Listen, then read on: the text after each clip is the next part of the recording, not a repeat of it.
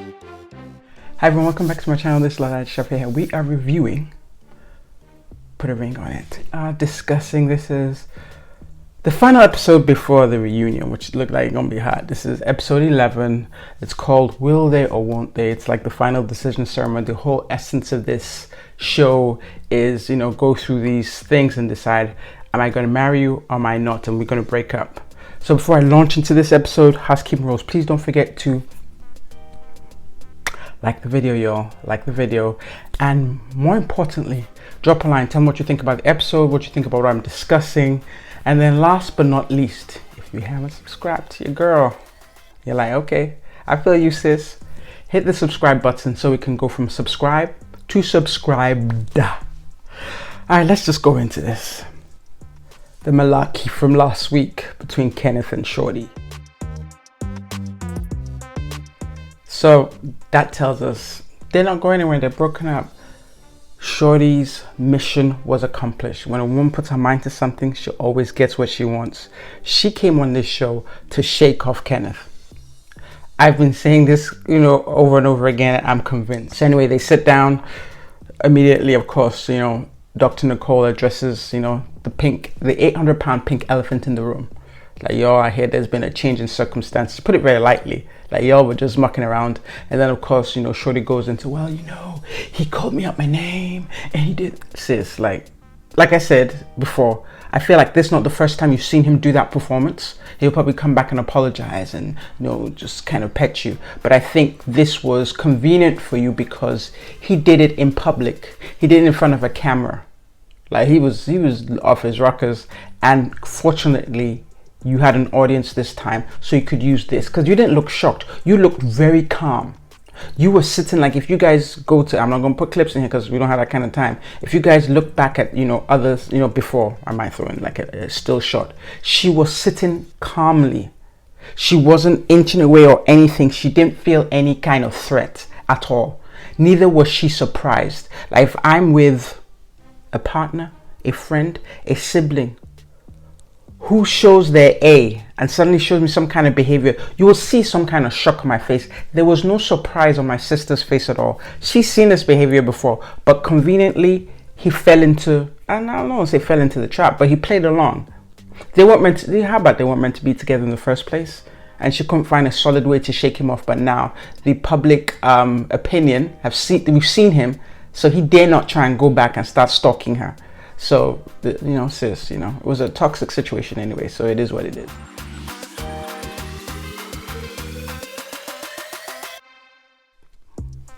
Kenneth and Shorty, good luck. All right, so going on to the next couple, Alfie and Shay.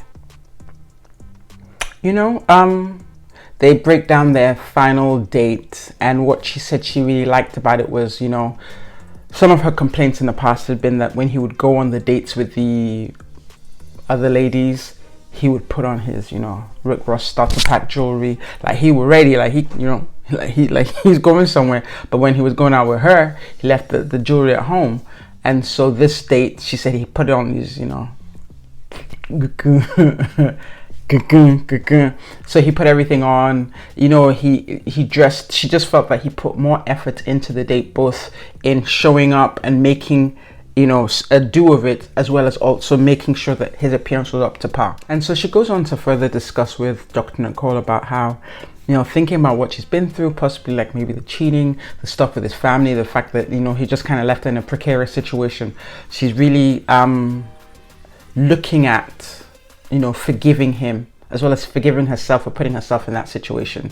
She didn't quite confirm or conclude that the forgiveness had taken place, but said that, you know, it was something that she was going through right now. And of course, Dr. Nicole rightfully reminds her that forgiveness isn't for him, it's for you. More importantly, forgiving yourself is big. And I think that's one of the things we really need to consider as people ourselves.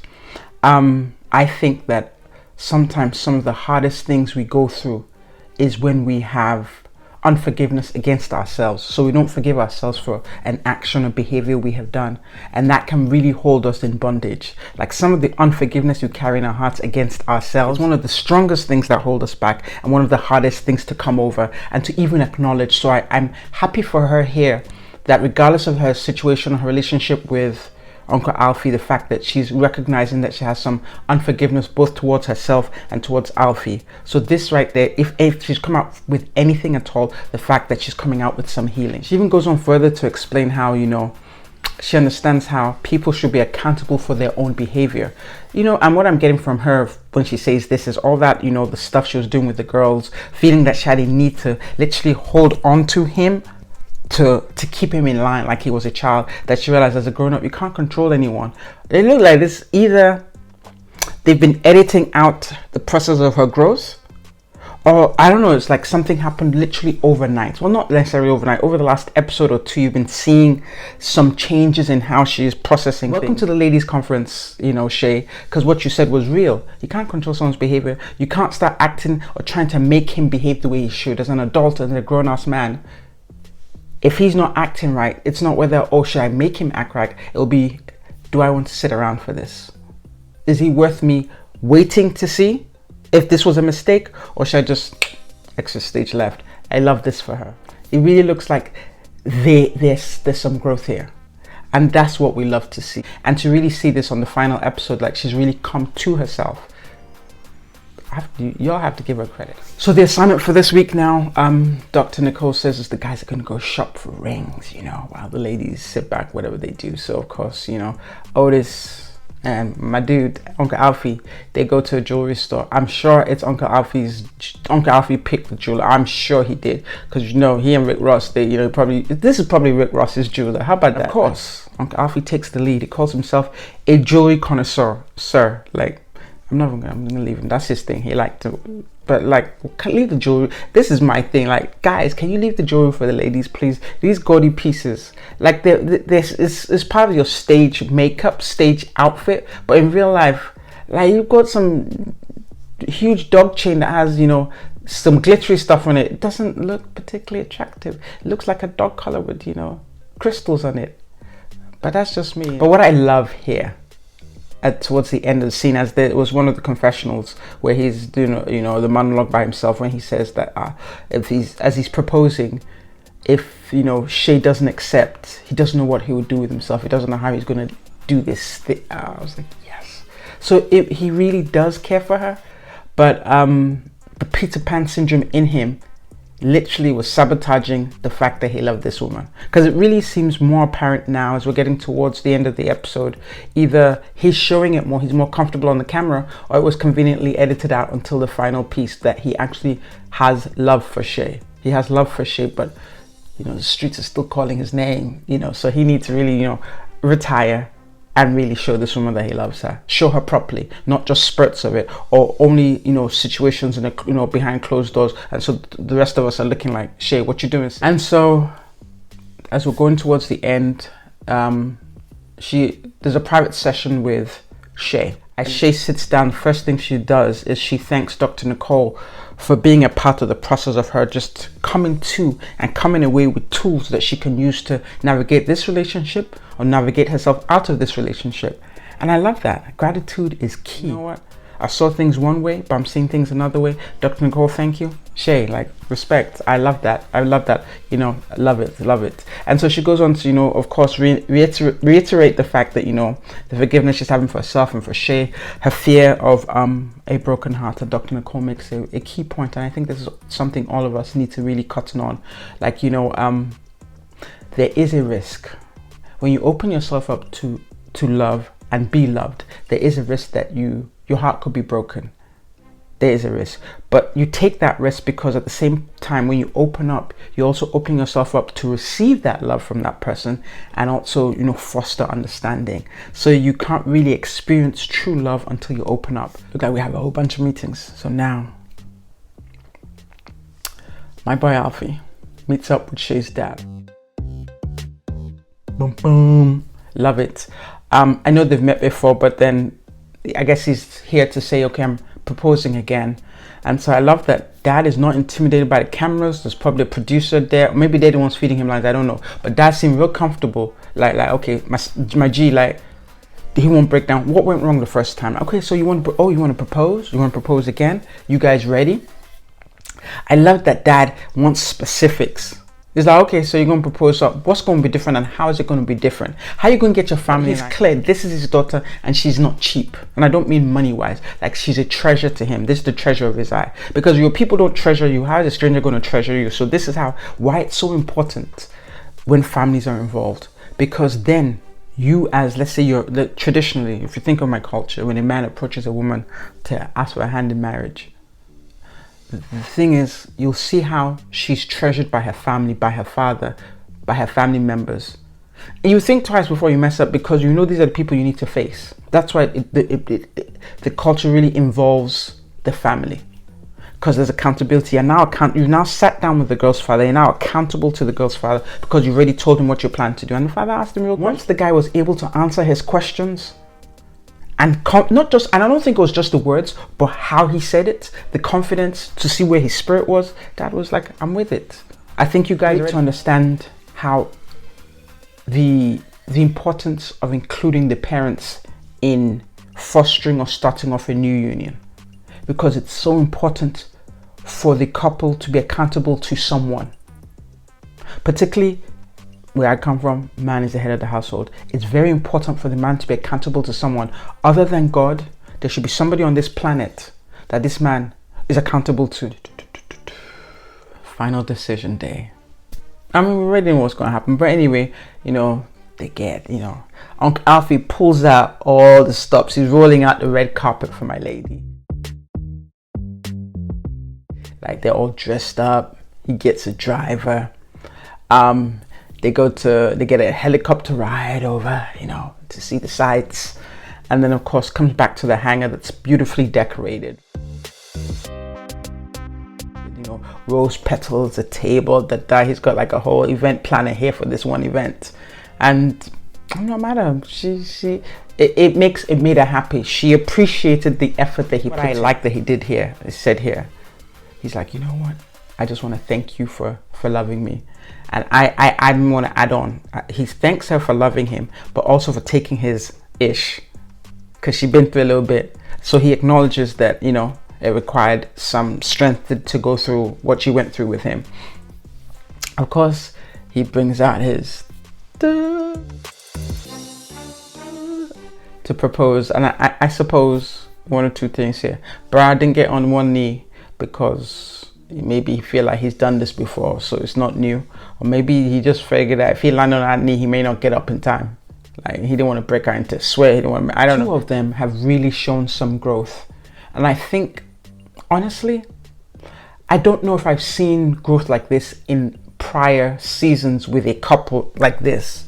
Like, they really show like they were at A, and at the end of the season they're at like D, like they're in different places. Like, there was a journey. They went through a journey, and a positive journey. I wish you the best, but looking at the reunion, there's more to be discussed. So when we get back to reunion, we're going to talk more, but right now it looks like a happy ending. All right, so we're going to talk about Otis and Charlie. These two, their tit for tat record is legendary. Are they ready? Let's talk about it. So, of course, Dr. Nicole breaks down. First of all, she's asking Otis about his date with Cherie or Sheree. Let's call her Cherie for today. Let's just say Cherie. And she asked the question that we all want to know. Like, we've already assumed that. Did you ask for another date with Cherie just to get back at Charlie because she asked for another date with Odell Beckham Jr., aka Chris? And then he starts playing like that. Is the phoniness of it all. This dude don't keep it real. He don't keep it real at all. He's a phony. He's a fake. Like, he's like, who was he fooling? Oh, did that? Even Uncle Alfie had to tell him, my dude, like, come on. Everybody's looking at him like it's not cute, it's not funny, it's not amusing. You're not funny. It makes you look really. You're talking about somebody who was weak last week. It makes you look weak. Like, you kind of stand in like, you know what? I did this. My bad. I'm like, be. You know what's that song? Be a man about it. I think it's Tony Beckham's.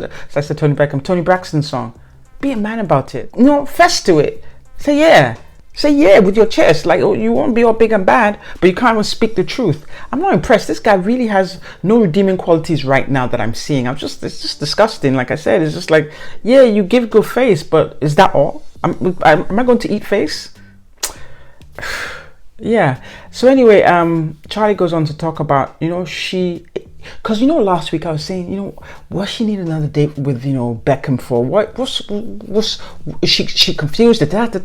But I gained just a little bit of insight, not necessarily the whole thing, but she was saying how even though she had known Odell Beckham, aka Chris, let me stick with Chris so you don't get confused. She'd known Chris for a little while. The appreciation he showed for her, appreciating that she was a different type of woman, she was a special type of woman, made her feel special and made her feel appreciated. I mean, compared to Otis, who rarely shows appreciation for her or doesn't show it enough. And that's probably why she decided to meet up with him one more time. And then, Otis goes on to say something dumb like, he don't really know you. He wasn't listening to what she was saying. And this is probably just a snippet of how their disagreements go. I have personal experience with this too. Like, she said one thing, and her point of saying all this was to say, Otis, I would love you to show more appreciation. Words of affirmation. That's probably one of her main love languages. She wants to hear it. I appreciate you. I like you. All these things. And what does this clown do? He does the complete opposite. First of all, he plays what she says down, throws it away, and mocks her. This dude is a child. Sis. In the midst of this, Dr. Nicole quickly calls him to do you realize what she was trying to tell you? Instead of you to listen to what she was saying and understand what she needs from you, you mock her and throw it away. I guess in the midst, because I guess Dr. Nicole was so on point with that, Charlie starts crying. And y'all should have left it with Shorty and Kenneth, I'm just saying. Long and short, all she was asking was for validation, and he played it down and threw it away. We give people permission to treat us how they do. So, Charlie has given Otis permission for this, because time and time again, he has shown that he doesn't listen. He doesn't listen. Let's reaffirm the fact that I'm saying he doesn't listen. So there's a meeting he has, a private session he has with Dr. Nicole. And she talks about certain things in their relationship. So she asks him, how do you think things are going, And he's like, things are great. They're wonderful. It's like, my G, that's not what Charlie told me. And he's like, oh, really? Like surprised. You know what I think? Otis ain't stupid. He ain't dumb. He's smart.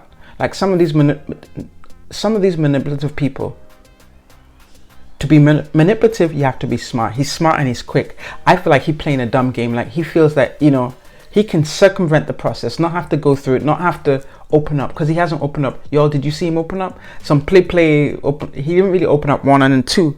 Like, he looked like kind of person that literally likes to gaslight just for fun. Like, so he just want to keep Charlie going until Charlie breaks down and does his bidding. I don't know, but that's what it looked like to me, because he's playing like, really? There's something wrong? No. And then Dr. Nicole goes on to explain that, there's some things that she has seen that might appear subtle to him, but they're fundamental issues that are going to keep coming and representing themselves that give a toxic flair or toxic edge. That's just not like, we look like, dude, you're toxic, period. And then what she does and what happens is, Charlie follows suit, trying to match him, one up him, and they just have this ugly back and forth. Instead of Otis to listen, clearly this clown don't listen. He don't listen. He didn't listen to his mama, don't listen to, he doesn't listen. He's resisting, like, I don't know what you're talking about. And then in his confessional, he's like, well, at least his relationship is between him and Charlie. True, your relationship is between two of you, but sure, you guys signed up for this show. At least get some good counseling and take some good tips. You've taken nothing from this show. Honestly, I haven't seen what you've taken. Dr. Nicole leaves him. She says, you know what, my G, you've grown. Like, this is meant to be voluntary. You're meant to receive it. You don't force counseling on people. You don't force advice. You don't want to receive it, fine. But I think this is telling to the future of their relationship, the future, battles and hurdles they're going to face. This right there, his attitude, his tendency or desire not to listen. Like, how does one human being feel like they know everything? And it's not to say he should sway and listen to what he's been told, but process it address it, and then decide if it's something you can take from. He don't even address, like he don't even process it. He literally just bounces it back. He listens to refute. That's what he does. He has a sit down later on after the counseling session. He sits down with his lady Charlie, and they're talking. And of course, she wants to address some of the things that happened. The sit down, she had him not really listening to her. You know, when she was trying to explain how, you know, this is some of the things she required in the relationship, like words of affirmation. And this manipulative son, he circumvents conversation. He talk about, I love you so much, it's scary. This guy's a killer. So this is what serial killers are made of. I love you so much, it's scary. And true to form, he got Charlie. Charlie's forgotten what she wants to discuss with him again. As soon as she hears that, she's like, yo, ladies, this is what we do. Ladies, this is what we do. And it's human nature. It's just like, right now, she's the hare and he's the fox. And he got her in the trap. Because immediately, all good sense evaporates. Charlie had good sense. But then the emotions come in. She's, you know, and that's the thing. That's what happens with us as women. Oh, I've invested so much in this relationship. Oh, what it looks like, or what I dream of. But if what you dream of and what it looks like don't match, please don't force. It's square peg into a round hole. That's what she's doing. Like, she's got all these dreams. I've invested 3 years, and so, you know, he's giving me some signs. He's giving you some signs. He's giving you some superficial signs. Like, you know how you want to refurbish a home. You buy a home, you want to flip it. But this is what you do. You buy the home, you go outside, buy some cheap paint, and paint the outside real nice, but don't touch the inside. This is the equivalent of what's going on. That's he's fooling her with that. Like, he just give her like face value. Paint the house. Oh, I love you so much. I love you so much. It's scary. No, my dude, you scary. You scary. And that was the end of the good conversation. I guess part of her too also doesn't want to address the problem. She knows they have issues. Because little girls, there's this thing, oh, fairy tale. Man, don't let them sell you the fairy tale. Fairy tale ain't real. Listen to that Anita Baker song, Fairy Tale. Decision, you know, he meets somewhere. She looked nice. He looked like Versace's muse. Like, I don't know what color he was wearing. Wherever he was wearing sure. Meet, give her the ring. He kneeled down. I'm not amused because and another level that shows his arrogance, where he says that he liked where they were going into the process. You did, sir. You disrespected her very quickly early on in the process. So what is there to like? So he lays it on thick. She say yes. They feel she feel like she's now his fiance. Sis. They talk about, there's some discussion about trying to get her pregnant. This guy's a manipulative son. The reunion ain't looking bright.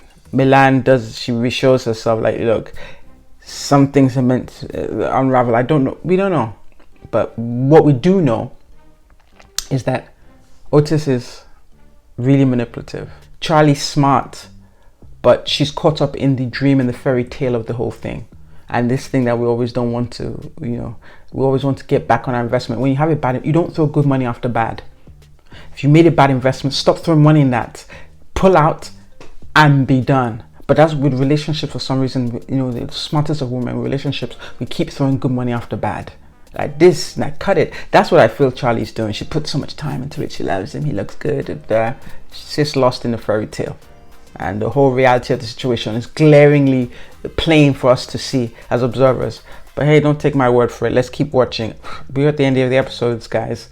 Like, tell me what y'all think, because I'm not really amused with, you know, Otis at this point. I know this because she said it even at the beginning of the round table. She envied, you know, the growth that she saw in both Shay and Alfie, because she knew that she and homeboy Otis had some fundamental issues that hadn't been resolved or even attacked. They haven't been attacked. You have to attack an issue first before you resolve it. They haven't even attacked it because all he does is refute the information. Otis be like, nah, my G, I'm not listening. This is how I feel. Like, that level of arrogance, nobody want to deal with that. Let him be an old man by himself. But anyway, end of the episode, guys. Please don't forget to like, comment, subscribe. Lola, over and out.